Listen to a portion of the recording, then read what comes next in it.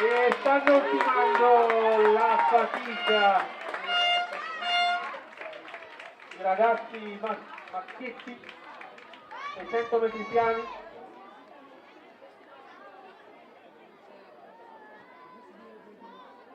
C'è una posizione così privilegiata dell'atleta che sta tenendo a bada la situazione, per lui veramente il primato, c'è un distacco ma c'è il secondo che lo sta veramente mettendo alla prova, forza, muovete le gambe perché veramente i metri che vi separano non sono ancora molti, quindi dovete cercare di tenere il ritmo e non esserci perché il secondo atleta stanno veramente dando un pochino da torcere. Andiamo a vedere qual è il federale che intanto non ha a disposizione i nominativi, quindi non posso dire chi salirà al traguardo per prima, ma il personale di Sergio sta fatto, chiami duro, dai, forza! Si sta seguendo il governo del tentativo del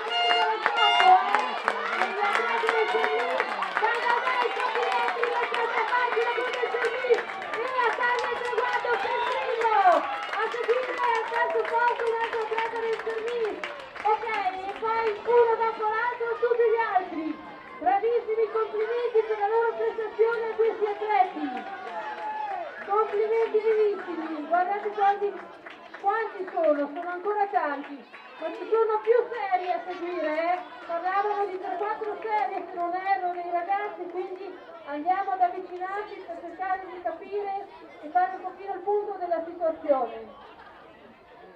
Ne sono ancora un paio, intanto continuano naturalmente le prove del salto in alto che vedono protagonisti i nostri cadetti con le redini della situazione. Andiamo a vedere la spunta, passo indietro ragazzi.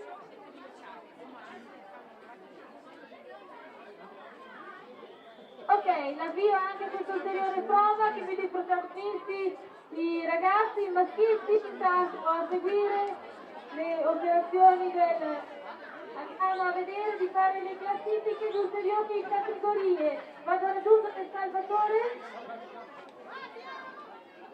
È pronta la premiazione per le ragazze. Allora, sono pronte le classifiche, dunque la premiazione per le ragazze del triathlon al femminile. Un attimo faremo le premiazioni.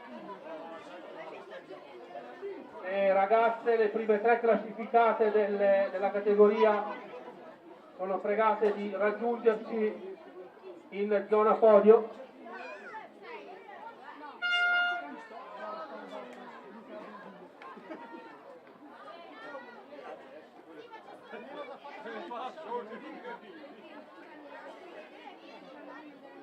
Seconda batteria entra in corso di svolgimento dei ragazzi 600 metri piani.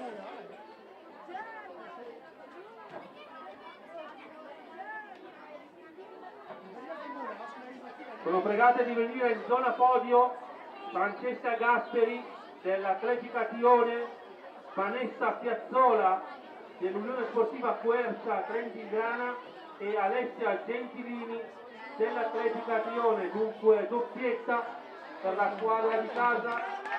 Primo e terzo posto per quanto riguarda il Tetatron di ragazze.